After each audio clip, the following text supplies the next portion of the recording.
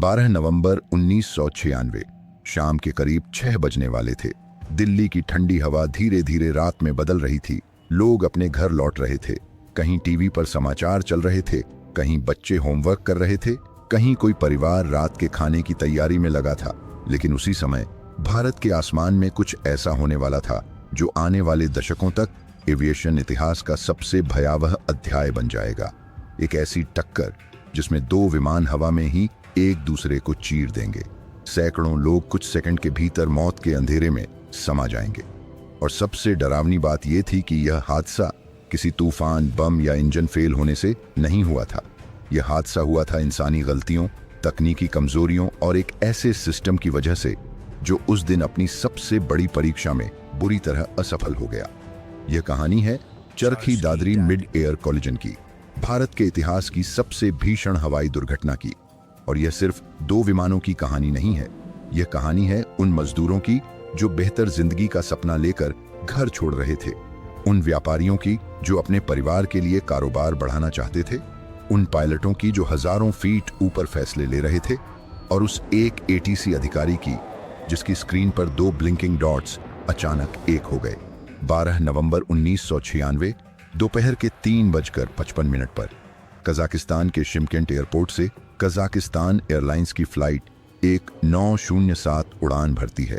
यह कोई आलीशान बिजनेस फ्लाइट नहीं थी। इसमें सवार थे किर्गिस्तान के छोटे व्यापारी। ज्यादातर लोग ऊन और कपड़ों के कारोबार से जुड़े थे। वे भारत आ रहे थे सस्ता माल खरीदने, ताकि वापस जाकर मध्य एशिया के बाजारों में बेच सकें।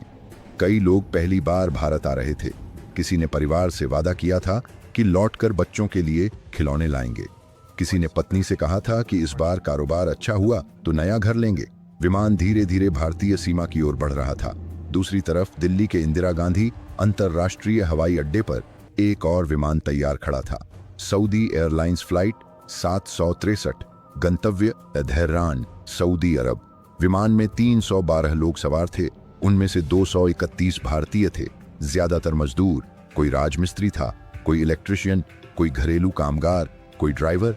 इन लोगों के लिए सऊदी अरब सिर्फ एक देश नहीं था, बल्कि उम्मीद थी, गरीबी से निकलने का रास्ता, गांव में परिवार के लिए पैसा भेजने का जरिया। उस दौर में लाखों भारतीय खाड़ी देशों में काम करने जाते थे। कोई अपने बच्चों की पढ़ाई के लिए जा रहा था, कोई बहन की शादी के लिए पैसे कमाने, कोई कर्ज उतारने। एयरपोर्ट पर विदाई के दौरान कई आंखें नम थीं, लेकिन किसी को क्या पता था कि ये विदाई आखिरी होगी। शाम करीब 6:30 पर सऊदी विमान दिल्ली से टेक ऑफ करता है। आसमान साफ था, मौसम सामान्य था, सब कुछ बिल्कुल रूटीन लग रहा था। उस शाम एयर ट्रैफिक कंट्रोल में ड्यूटी पर थे वीके दत्ता, अनुभवी अधिकारी। उनका काम था दर्जनों विमानों को सुरक्षित दिशा देना। आज हम मोबाइल पर जीपीएस देखकर रास्ता ढूंढ लेते हैं, लेकिन उस दौर में एयर ट्रैफिक कंट्रोल इतना आधुनिक नहीं था। दिल्ली एयरपोर्ट पर सेकेंडरी रडार नहीं था। मतलब एटीसी को विमान की सटीक ऊंचाई खुद पायलटों की बातों पर भरोसा करके नोट करनी पड़ती थी। स्क्रीन पर सिर्फ छोटे छोटे ब्लिंकिंग डॉट्स दिखते थे। कल्पना कीजिए, दर्जनों विमान, हजारों यात्रियों की जान, और जमीन पर बैठा एक इंसान लगातार गणना कर रहा है कि कौन सा विमान कहाँ है, किस ऊंचाई पर है, कितनी स्पीड से उड़ रहा है। एक छोटी गलती और सब खत्म। सऊदी विमान तेजी से ऊपर उठ रहा था। पायलट ने सूचना दी कि वे 10,000 फीट पर पहुंच चुके हैं और 14,000 फीट तक जाने की अनुमति चाहते हैं। वीके दत्ता ने अनुमति दे दी। उसी समय कजाक विमान दिल्ली की ओर उतर रहा था। दत्ता ने साफ निर्देश दिया, 15,000 फीट पर बने रहो, नीचे मत उतरना, क्योंकि सामने से सऊदी विमान 14,000 फीट पर आ रहा है। दोनों विमानों के बीच सिर्फ 1,000 फीट का अंतर रखा गया था। एविएशन नियमों के अनुसार यही न्यूनतम सुरक्षित दूरी थी। सब कुछ अभी भी नियंत्रण में था, लेकिन फिर शुरू हुई वो गलतियों की श्रृंखला जिसने कुछ ही मिनटों में 349 लोगों की जान ले ली। कजाक विमान के कॉकपिट में भाषा एक बड़ी समस्या थी।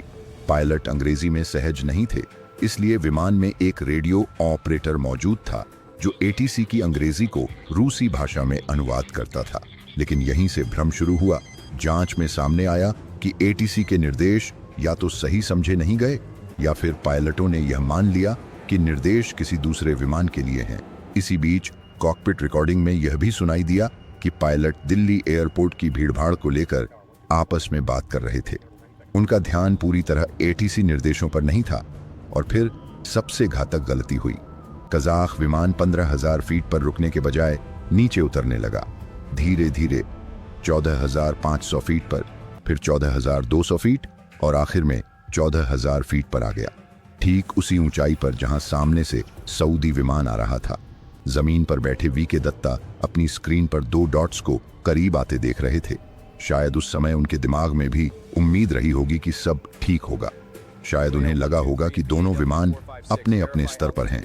लेकिन अगले कुछ सेकंड में वो हुआ जो किसी एयर ट्रैफिक कंट्रोलर के लिए सबसे भयानक सपना होता है। दोनों डॉट्स एक दूसरे में समा गए और फिर स्क्रीन से गायब हो गए।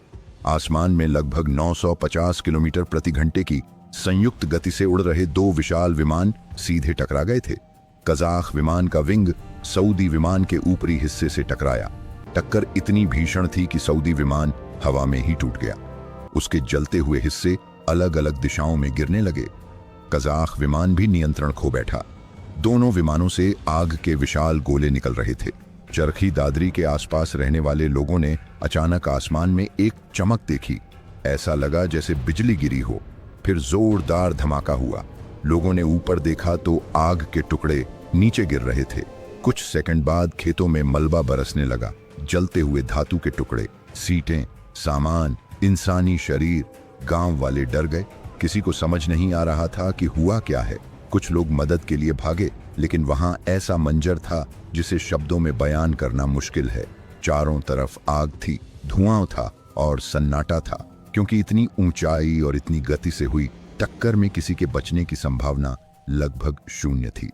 349 लोग, एक भी जीवित नहीं बचा। भारत के इतिहास की सबसे बड़ी एविएशन त्रासदी हो चुकी थी। रात भर रेस्क्यू ऑपरेशन चलता रहा। पुलिस, सेना, स्थानीय ग्रामीण सब मलबे में शव खोज रहे थे। कई शव इतने बुरी तरह क्षतिग्रस्त थे कि पहचानना मुश्किल था। अगले दिन अखबारों में सिर्फ एक खबर थी, आसमान में मौत। परिवार एयरपोर्ट और अस्पतालों के बाहर रो रहे थे।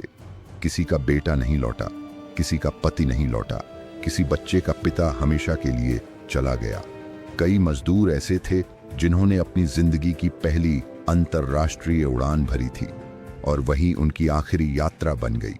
मुस्लिम पीड़ितों को सामूहिक कब्र में दफनाया गया। हिंदू पीड़ितों के लिए सामूहिक अंतिम संस्कार हुए। पूरा देश सदमे में था।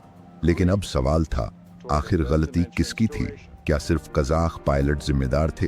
क्या एटीसी असफल हुआ या पूरा सिस्टम ही कमजोर था? जांच शुरू हुई, ब्लैक बॉक्स निकाले गए और धीरे धीरे सच्चाई सामने आने लगी। पहला बड़ा खुलासा, सऊदी विमान अपनी सही ऊंचाई पर था। शुरुआती अटकलें गलत थीं। असल में कजाख विमान नीचे आया था। दूसरा खुलासा, कॉकपिट में कम्युनिकेशन बेहद कमजोर था। तीसरा खुलासा, दिल्ली एयरपोर्ट पर सेकेंडरी रडार नहीं था। मतलब एटीसी के पास विमान की रियल टाइम ऊंचाई देखने की सुविधा ही नहीं थी। यानी पूरा सिस्टम भरोसे पर चल रहा था। पायलट बोले कि वे 15,000 फीट पर हैं, तो एटीसी को मानना पड़ता था कि वे सच कह रहे हैं। अब जरा सोचिए, अगर सड़क पर गाड़ियों के स्पीडोमीटर और ट्रैफिक सिग्नल अचानक हटा दिए जाए और पुलिस सिर्फ ड्राइवर की बात पर भरोसा करे कि वह सही लेन में है, तो क्या होगा? बिल्कुल वही उस दौर के आसमान में हो रहा था। और सिर्फ यही नहीं, उस समय दिल्ली में आने और जाने वाले विमानों के लिए अलग एयर कॉरिडोर भी नहीं थे। मतलब दोनों विमान लगभग एक ही रास्ते पर, बस अलग ऊंचाई पर उड़ रहे थे। अगर ऊंचाई में थोड़ी भी गलती हुई तो टक्कर लगभग तय थी। इस हादसे ने पूरी दुनिया को झकझोर दिया। भारत सरकार पर सवाल उठे, एविएशन सिस्टम पर सवाल उठे और फिर शुरू हुआ बदलाव का दौर। सबसे बड़ा बदलाव था TCAS यानी ट्रैफिक कॉलिजन अवॉइडेंस सिस्टम। यह तकनीक विमान को खुद चेतावनी देती है कि सामने दूसरा विमान खतरनाक रूप से करीब है। सिर्फ चेतावनी ही नहीं, यह पायलट को आदेश भी देती है, ऊपर जाओ या नीचे उतरो। यानी अगर इंसान गलती करे तब भी मशीन आखिरी सुरक्षा कवच बन जाए। आज लगभग हर बड़े कमर्शियल विमान में यह सिस्टम मौजूद है, लेकिन 1996 में यह तकनीक महंगी थी। कई देश इसे अनिवार्य बनाने से बच रहे थे। भारत ने इस हादसे के बाद फैसला लिया कि 30 से अधिक सीटों वाले हर विमान में TCAS अनिवार्य होगा। धीरे धीरे पूरी दुनिया ने इसे अपनाया। दूसरा बड़ा बदलाव था एयर कॉरिडोर सिस्टम। आने और जाने वाले विमानों के लिए अलग रास्ते बनाए गए। तीसरा और सबसे दिलचस्प बदलाव था भाषा। भारत ने अंतर्राष्ट्रीय नागरिक उड्डयन संगठन के सामने प्रस्ताव रखा कि हर अंतर्राष्ट्रीय पायलट के लिए अंग्रेजी में न्यूनतम दक्षता अनिवार्य होनी चाहिए। शुरुआत में कई देशों ने विरोध किया, लेकिन आखिरकार पूरी दुनिया ने इसे स्वीकार किया, क्योंकि आसमान में गलतफहमी की कीमत सैकड़ों जानें हो सकती है। और शायद यही इस हादसे का सबसे बड़ा सबक था। विमान सिर्फ मशीनें नहीं होते, वे भरोसे पर उड़ते हैं। पायलट का भरोसा ATC पर, ATC का भरोसा पायलट पर, यात्रियों का भरोसा पूरे सिस्टम पर। और जब इस भरोसे की एक भी कड़ी टूटती है तो पूरा आसमान कब्रिस्तान बन सकता है। चरखी दादरी का हादसा सिर्फ एक दुर्घटना नहीं था, यह एक चेतावनी थी, एक ऐसा पल जिसने दुनिया को मजबूर किया कि वह अपनी एविएशन सुरक्षा को नए सिरे से सोचे।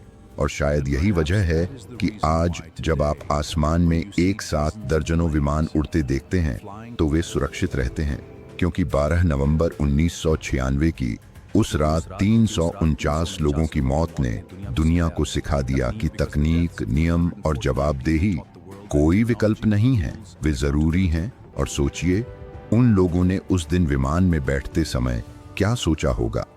शायद किसी ने खिड़की से बादलों को देखकर मुस्कुराया होगा, किसी ने सोचा होगा कि कुछ घंटों बाद नई जिंदगी शुरू होगी। लेकिन उन्हें नहीं पता था कि उस रात उनका नाम इतिहास की सबसे दर्दनाक एयर डिजास्टर्स में लिखा जाने वाला है। आसमान हमेशा से इंसान का सपना रहा है, लेकिन चरखी दादरी ने दुनिया को याद दिलाया कि आसमान में उड़ना जितना खूबसूरत है उतना ही खतरनाक भी।